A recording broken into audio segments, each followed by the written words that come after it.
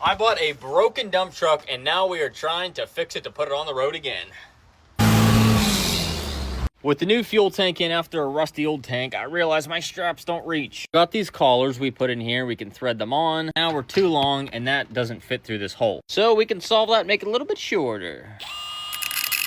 That piece shortened up, that's really hot. Now we can thread this piece on as much as we need to. Take our new bolt up through the bottom and attach. All tightened up there. Repeat on this side. And that is a wrap for the other side. This might sound like a really stupid statement. Just knowing where this started, to see the black frame under there, the new painted tank straps, the new rubber, hardware, all the stuff that used to be rusty, like it just looks so nice and so rewarding to see it finished up right there. Nice shiny aluminum tanks. Suppose we can throw this battery cover on. We're not repainting it today. Compliments of this rubber strap that we fixed the one day. We are all tidied up. This side, unfortunately, I unhooked underneath there with the fuel line. I took the tank out as far as I can because this sending unit, it just isn't right, guys. When you turn the key to the run position, it goes directly to full and there's no fuel in it. So we got to get our terminals off of here. Lastly, we'll get the positive off. I can guarantee you, one way or the other, we're going to get a fuel gauge. After more research, I believe I have a magnetic style versus float style that we put in here. If this doesn't work, I have a whole entire standalone system. This comes with a fuel gauge, wiring, basically the whole 9 yards, and it eliminates the factory gauge. Basically, this rides up and down on the shaft, and as the fuel goes up, it sends a higher signal through these two wires up to the gauge. We have learned not to trust everything, so what we're gonna do first is just touch these together and then play with this float and then see if the truck reacts accordingly on the gauge. Loosely attached, let's crack this open, hit the key. Okay, we're reading empty. And we're full. Son of a gun. Let's see if we go the other way here. So at empty,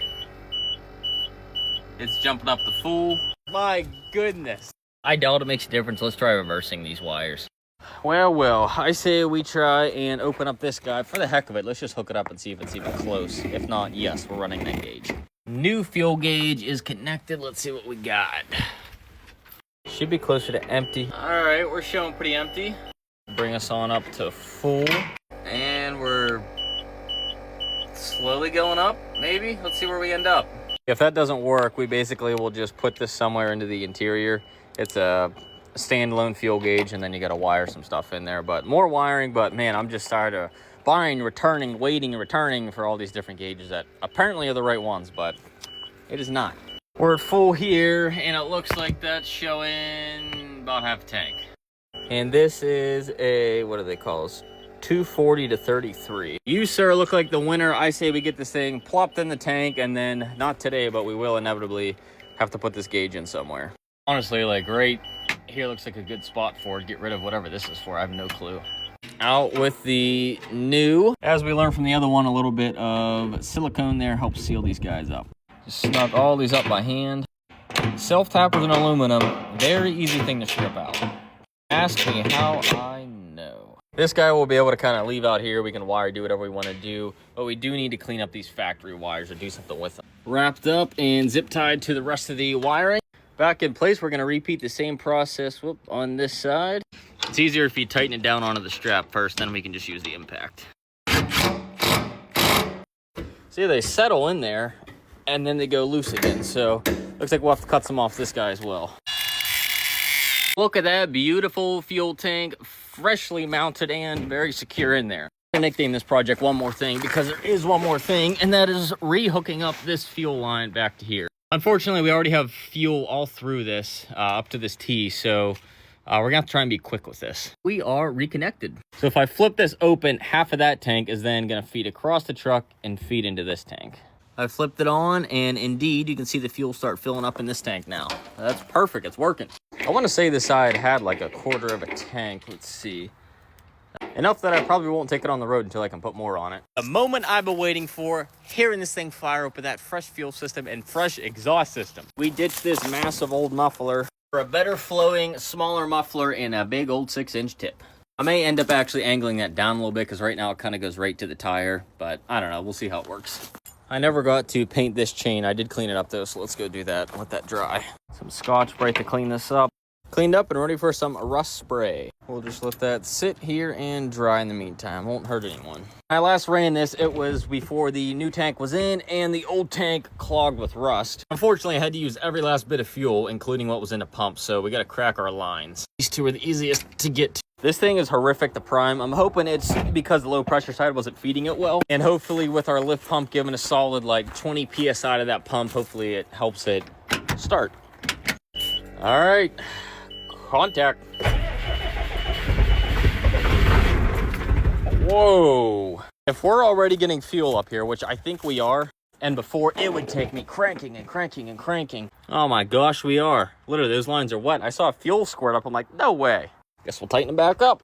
I even farther stand behind saying, screw that factory lift pump. Electric for the win. Jeez, that was incredible. Contact. Jeez. All right, what's it sound like? It's $1 million question. Way meaner.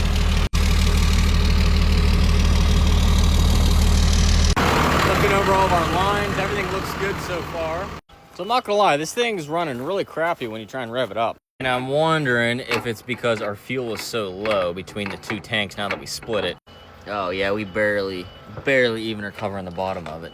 This thing should be running like a freaking top now with the amount of fuel pressure we have. Shut off this tank. See now with it priming, let's see if it's any better. I really want to start.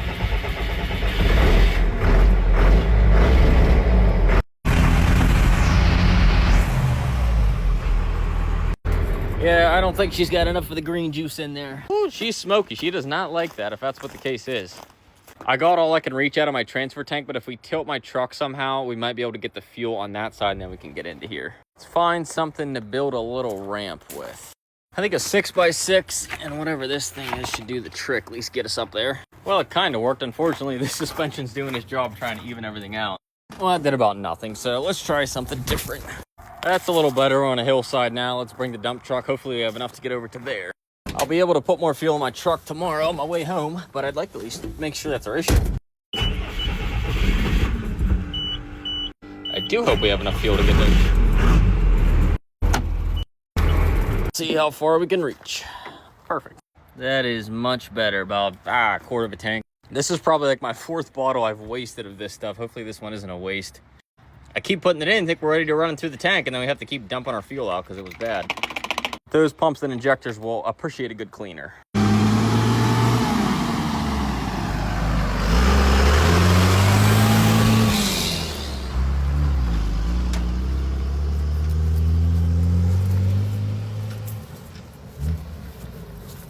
That will classify as our first successful test drive. It does drive and everything. Yes, it's a 12 valve. It's low on power. It needs a little turn on. One thing I noticed, if you're neutral and you just flatline, it'll start popping at a high RPM. So I don't know if that's a P-pump thing, if that's something that needs clean. Again, it did sit for 3 years. So if there's something clogging the pump, most likely it is there. Overall, I'm going to have to give today the big W.